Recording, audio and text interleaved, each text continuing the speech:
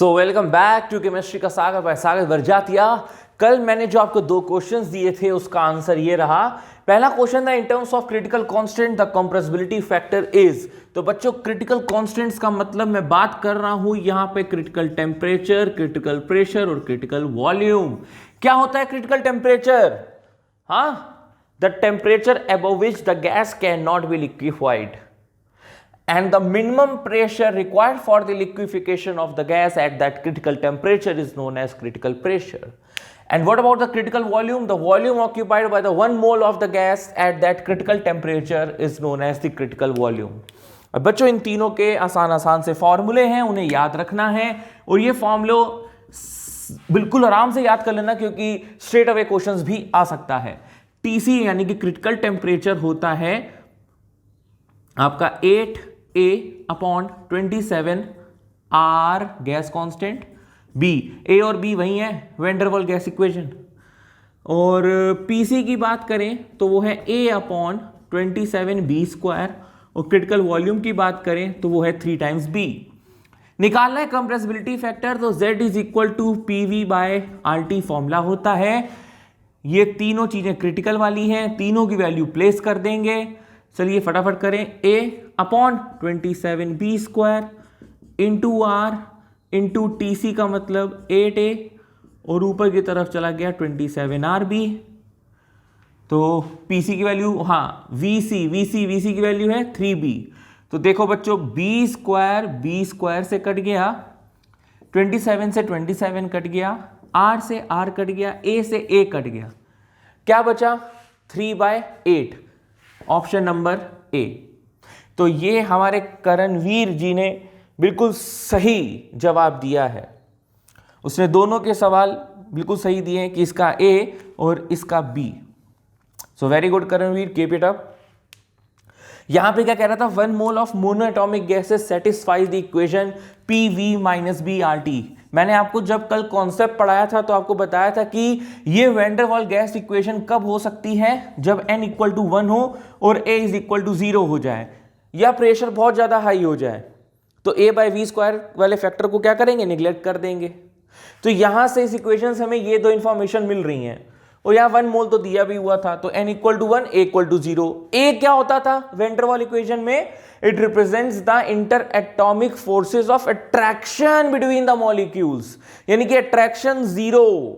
और अगर अट्रैक्शन 0 है तो अगर आप कह रहे हैं कि what is the inter atomic potential, मतलब पोटेंशियल एनर्जी एक तरीके से, और inter atomic distance for the gas. तो देखो बेटा, जब आपका अट्रैक्शन 0 है यानी कि रिपल्जन बहुत तगड़ा है, रिपल्जन अच्छा खासा होगा तो पोटेंशियल एनर्जी ड्रास्टिकली इंक्रीज करेगी। तो यहां पे पोटेंशियल एनर्जी यानी कि इंटर एटॉमिक पोटेंशियल का नेगेटिव होने का सवाल नहीं उठता है, क्योंकि when the particles are very much close enough to each other the repulsive forces will be very much greater than the attraction forces. और ये बात हमको यहां पे ऑलरेडी इस इक्वेशन को देके वो कह रहा है, यानी कि जो VR है वो नेगेटिव नहीं होगा, ये तो कांस्टेंट है, ये तो हो ही नहीं सकता भाई। अगर रिपल्सिव फोर्सेस ज्यादा होंगे तो पोटेंशियल एनर्जी इंक्रीज होगी। तो ये वो ग्राफ है B वाला, पोटेंशियल एनर्जी पॉजिटिव है, इंक्रीज हो रही है और रिपल्सिव फोर्सेस ज्यादा है। तो आइए आज का टॉपिक जो है वो बहुत ही बढ़िया है, बहुत ही दिलचस्प है, जो कि है केमिस्ट्री इन एवरीडे लाइफ से टाइप्स ऑफ ड्रग्स के बारे में। शुरू करते हैं। तो चलिए बच्चों, केमिस्ट्री इन एवरीडे लाइफ जो कि क्लास 12 का एक ऐसा चैप्टर है जो बच्चा करने से कतराता है, क्योंकि उसमें कुछ वर्ड्स हैं, कुछ स्ट्रक्चर्स हैं, कुछ नाम हैं जो बहुत टफ है। कोई बात नहीं, मैं बैठा हूं ना, वादा किया है ना यार 15-10 शॉर्ट वीडियोस में आपको एकदम टंच वाली बात करनी है, आपके सीधा यहां बैठेगी, ठीक है ना। लेकिन यार आप लोग अपना प्रॉमिस पूरा नहीं कर रहे हो। आप लोग डेली इस वीडियोस को देखकर आप लोग लिखने की आदत नहीं डाल रहे हो। लिख लो यार, तुम्हारे बेनिफिट के लिए कर रहे हैं। हमें मजा आ रही है क्या? नहीं ना। हमें बस इस बात में मजा आती है कि जब बच्चा कमेंट बॉक्स में ये लिखता है, सर ये आंसर है इसका, ये आंसर है इसका। आंसर्स दो, पार्टिसिपेट करो, एंथुसियाज्म दिखाओ, ठीक है। ये देखो बेटा, जो दौर आया है ये सबके लिए एक बुरा दौर चल रहा है। अभी कुछ नहीं पता कल को क्या हो, नथिंग, मतलब कोई कुछ कह ही नहीं सकता इस बारे में।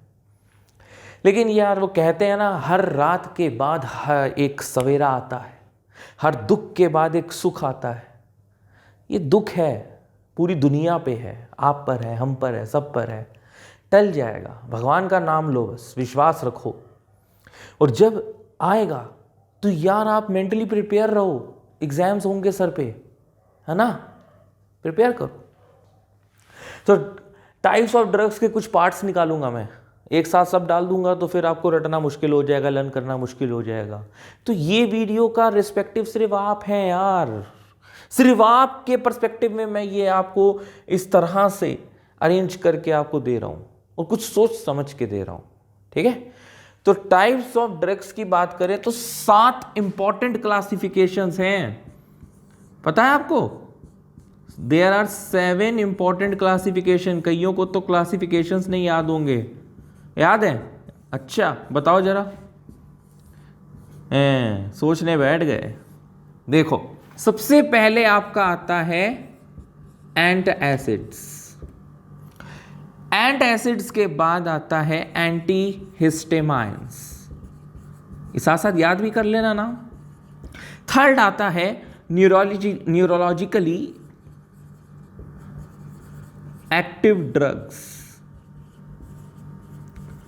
And they are further classified students. Neurologically active drugs further 3 भाग में डिवाइडेड है। पहला भाग ट्रांक्यूलाइजर्स, बहुत बार पूछा गया है कि ट्रांक्यूलाइजर्स आर 4 ऑप्शन होता है, उसमें ऑप्शन सही क्या होता है? न्यूरोलॉजिकली एक्टिव ड्रग्स, जो यहां से नर्व से काम करते हैं, न्यूरॉन सिस्टम से। Second analgesics, and third is antipyretics. Analgesics further 2 बड़े इंटरेस्टिंग क्लासिफिकेशन में डिवाइडेड हैं, जानते होगे, नशा, चरस, गांजा, मतलब नारकोटिक्स एंड नॉन नारकोटिक्स। चलिए फोर्थ में आते हैं, तो it comes to be anti microbials. Then fifth one is antibiotics. Sixth one is antiseptic and disinfectants.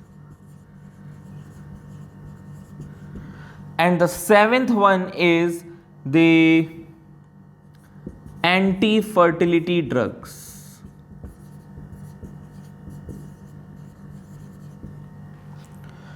तो अपने को ये 7 क्लासिफिकेशन पहले दिमाग में याद होने चाहिए। अगर ये याद रहेंगे तो इसके एग्जाम्पल्स याद करना आसान रहेगा, और उसको रिलेट करना उससे भी ज़्यादा आसान होगा, क्योंकि निश्चित तौर पे चाहे नीट हो चाहे जेई हो, इस तरीके का क्वेश्चन अक्सर बना है। इवन अब तो इनके स्ट्रक्चर्स पर बेस्ड भी इंपॉर्टेंट क्वेश्चंस आने लग गए हैं। तो 2-4 मैं इंपॉर्टेंट स्ट्रक्चर्स बता दूंगा, सिर्फ वो याद कर लेना, उससे काम चल जाएगा। तो इसके एग्जाम्पल्स, ये एक लाइन में इनका डिस्क्रिप्शन, सिर्फ एक लाइन का डिस्क्रिप्शन, इनके एग्जाम्पल्स, ये याद हो गए तो लाइफ हो गई आपकी जिंगा लाला। किसके बेसिस पर? टाइप्स ऑफ ड्रग्स पर। फिर आपको कोई छू नहीं सकता, कोई भी क्वेश्चन आएगा आप धड़ाके से बता दोगे। चलो शुरू करते हैं, सबसे पहले एंटासिड्स को लेकर। चलो, तो आप जानते हैं हमारे स्टमक के अंदर HCl एसिड होती है ना, और वो HCl एसिड अगर ज्यादा हो जाए तो we are suffering from the hyper acidity, और उस हाइपर एसिडिटी को कंट्रोल करने के लिए हम लोग कुछ बेस का उपयोग कर सकते हैं, like sodium bicarbonate and magnesium hydroxide. लेकिन ये जो बेसेस होते हैं जैसे बाइकार्बोनेट्स, अगर उनको एक्सेसिव अमाउंट पे लिया जाए तो हमारे स्टमक के अंदर जो हिस्टामाइन होता है, हमारी बॉडी के अंदर जो हिस्टामाइन होता है, वो ट्रिगर करता है excess amount of pepsin and HCl acid. तो हिस्टामाइन क्या है? एक पोटेंट वॉसोलिडेटर है। हिस्टामाइन के बारे में अभी आगे चल के बता देंगे हम ये वर्ड, पोटेंट वैसोलिडेटर। तो हिस्टामाइन क्या करता है? ये सब कुछ शरीर में एकदम बराबर मेंटेन रखने की कोशिश करता है, जिसकी वजह से जब आपने बेस अपने पेट के अंदर डाला, तो जब पेट के अंदर डाला तो उसने पीएच को न्यूट्रलाइज करने की कोशिश करी, एक्सेस एसिडिक स्ट्रेंथ को न्यूट्रलाइज करने की कोशिश करी। अब माहौल ऐसा लगा कि बाइकार्बोनेट ने एसिड के ऊपर धामा ढोल दिया है, तो पेट के अंदर एसिडिक करेक्टर बिल्कुल डिक्रीज होने लगेगा, जिसकी वजह से हिस्टेमाइन स्टमक सेल के पास जाकर कहेगा, रिसेप्टर सेल के पास जाकर ये कहेगा, रिसेप्टर सेल के पास जो स्टमक के अंदर होगा, कहेगा हेलो एक्सक्यूज मी, आपके स्टमक के अंदर पेप्सिन की, एसिटिक एसिड की कमी हो रही है, ट्रिगर करो, छोड़ दो उसे। तो बॉडी जो है अपने आप उसको न्यूट्रलाइज करने के लिए एक्सेस अमाउंट पे एसिटिक एसिड फेंकेगी, जिसकी वजह से हम लोगों के पेट के अंदर अल्सर्स की प्रॉब्लम हो सकती है। तो हमें क्या करना है, हिस्टेमाइन के नेचर को भी रोकना है कि वो ये हरकत ना करे, ये कमीनी हरकत वो ना कर सके। तो उसके लिए हमें एंटी हिस्टेमाइंस भी चाहिए होते हैं, लेकिन फिलहाल हम लोग यहाँ एंटी एसिड्स पढ़ रहे हैं, तो हम क्या करते हैं, हम बेसिस से अलावा एक थोड़ा सा अच्छा दवाई का काम करने वाली चीज़ लेते हैं, जिसको पर्टिकुलरली एंटी एसिड्स के अंदर मार्क किया हुआ है। तो जो पहली एंटी एसिड्स थी जो कि हिस्टेमाइन को भी कंट्रोल कर ले रही थी हल्का फुल्का, वो थी सिमिटेडाइन, जिसका दूसरा नाम है टेगामेट। और सिमिटेडाइन इतनी ज़्यादा चली that it was regarded as the world's largest selling anti acids. लेकिन जैसे ही रेंटेडिन आई, सिमिटेडाइन को उसने ओवरकम कर दिया। रेंटेडाइन को ज़ेंटैक के नाम से भी जाना जाता है, और आजकल ये हवाएं उड़ी हुई हैं या र्यूमर्स उड़े हुए हैं कि इसको खाने से ये स्टिमुलेट करता है कैंसर सेल को। तो कहा जाता है कि ये कम खाया करो वरना कैंसर हो सकता है। तो अभी कुछ ऐसा प्रूफ नहीं हो पाया है, लेकिन फिर भी कुछ कंट्रीज में इसको बंद किया गया है। नेक्स्ट जो दो इंपॉर्टेंट आई हैं, दैट इज प्राजोले। प्राजोले, ये फैमिली नाम याद कर। प्रा मतलब होता है पंजाबी में मेरा भाई, और प्राजोले। तो दो भाई हैं, ओमेप्राजोले और लेंसोप्राजोले। तो इस तरीके से आपको 4 एंटी एसिड्स याद हो गए। और याद रखना, घूम फिर कर क्वेश्चन भाई इसी से आता है। कभी कह देंगे कि बताओ which among of these is the anti acids, 4 दवाइयों के नाम दिए होंगे, उसमें से एक ये छुपा होगा, आ चुका है इसीलिए बोल रहा हूं। तो ओमेप्राजोले पे टिक लगा दोगे और आप खुश हो जाओगे, wow you have got the marks. तो देखो भाई एंटी एसिड्स के बारे में क्या लिखा है, substances which neutralize the excess acids and raise the pH to an appropriate level in the stomach. Example, weak bases like sodium bicarbonate and magnesium hydroxide. Magnesium hydroxides are better alternatives because these being insoluble do not increase the pH above neutrality. Histamine stimulates the secretion of pepsin and acetyl acid. जब ये अपना ढामा ढोलते हैं basis, तो फिर हम लोगों को drugs लेने पड़ते हैं 1 2 3 4। ठीक है, चलो नेक्स्ट आओ। तो बच्चों नेक्स्ट है एंटी हिस्टामाइंस। अब एंटी हिस्टामाइन क्या करेगा, नाम से समझ में आ रहा है, वो हिस्टामाइन को रोकेगा। काहे के लिए रोकेगा? होता क्या है कि अपनी बॉडी के अंदर histamine act as a chemical messenger for what, वो जाता है सेल वॉल के पास, वहाँ पे एक बाइंडिंग साइट होती है, उस बाइंडिंग साइट में वो मैसेंजर रिसीव करता है जो भी उसको मैसेज देना होता है।